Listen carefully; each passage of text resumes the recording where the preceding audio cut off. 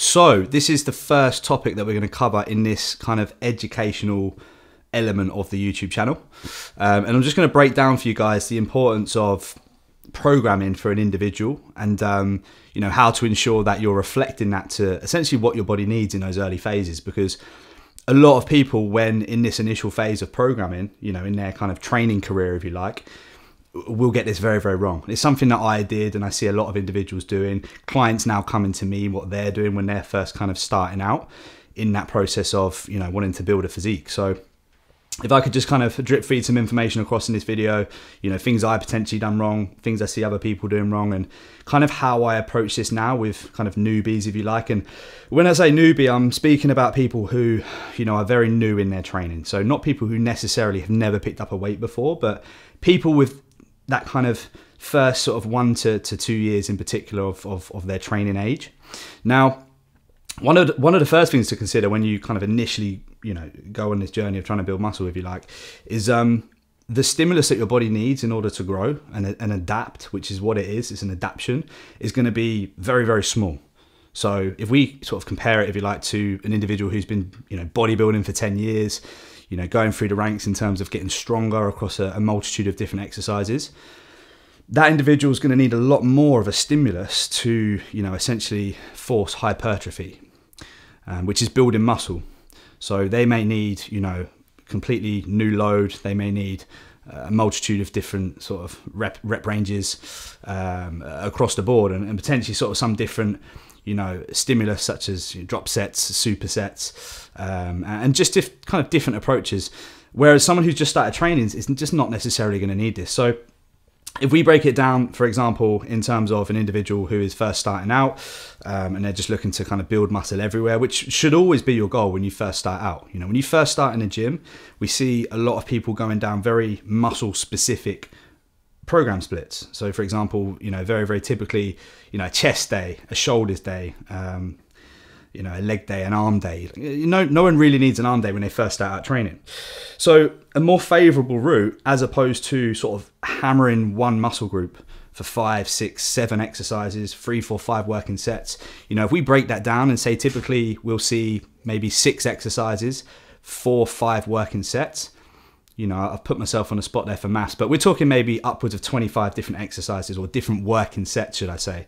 Now that's a lot of volume. And what you'll find is that that person may only need actually 5, 6 working sets to get the job done, to create an adequate stimulus where they can then recover from, come back and essentially grow. And that's where obviously muscle growth takes place. We're providing the body with a new stimulus.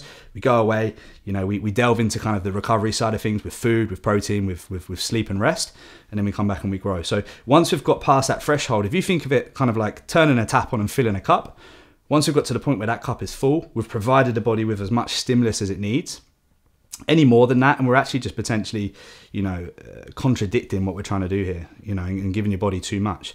So a more favorable route, instead of hammering one body group with too much volume, putting your body in a position where you're sore for maybe a week, which is also a common misconception. You know, muscle soreness isn't always a sign that, you know, we've kind of rinsed that session for everything it has, or not always a sign that we've actually created the right stimulus that we need. Muscle soreness obviously sometimes can be a good thing, but it can also indicate that we're not actually sufficiently recovering from, you know, what we've done in that session. So a more favorable route, as opposed to this and not hitting that muscle group for say another week, 10 days, would be to actually just pick maybe, you know, 2 to 3 exercises on that muscle group. So say for example, 2 to 3 exercises on chest. So we're doing, you know, a chest press, a fly, and maybe another press variation, Smith machine, for example.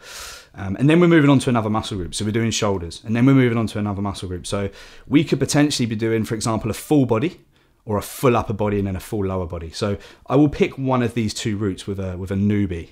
Now, basically, if we break it down into a full body session where we're hitting, say, 2 exercises on quads, 2 on hamstrings and calves, 2 on, you know, back, so we've got traps, lats, 2 on arms, 2 on chest, 2 on shoulders. Just for example, say you're doing 7 or 8 exercises in total, you know, 2 to 3 working sets. You may be when you're a first trainer, a newbie trainer, your ability to actually take a set to a place where we're going to create that stimulus might be a little bit lower.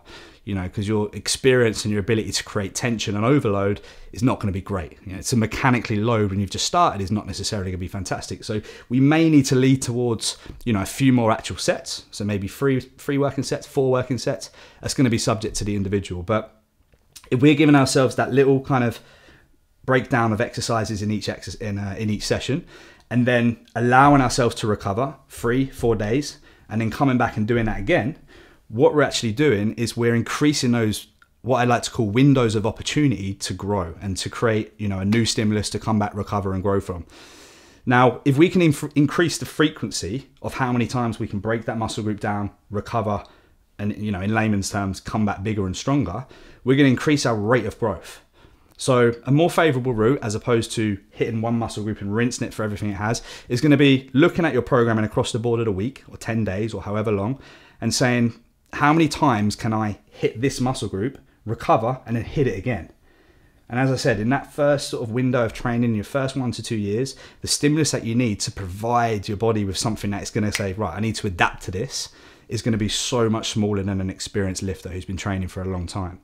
So by hitting that muscle group, coming back, hitting it again, it's going to be much more advantageous. So if we look at an example for a training program, it would be something like an upper body, a lower body, a rest. And then we're coming back and hitting upper, lower, rest again. So we're hitting upper body every 3 days, lower body every 3 days. And that's going to be a better route to take. Now, obviously, as you progress through your kind of training career, if you like, you're going to have to start increasing that stimulus and maybe, you know, adding another working set, or looking to go a little bit more specific with what you're training, and maybe combining shoulders and chest, maybe combining back and biceps. But certainly as a beginner, your main goal needs to be obviously learning how to mechanically load, and then just getting strong across a small pocket of movements, but rinsing those movements as frequently as you can. So hopefully that's helped a little bit, guys, in terms of programming. As always, though, if anyone has any sort of further questions or anything like that, feel free to drop them in the comments box below, and yeah, we'll join you in the next one.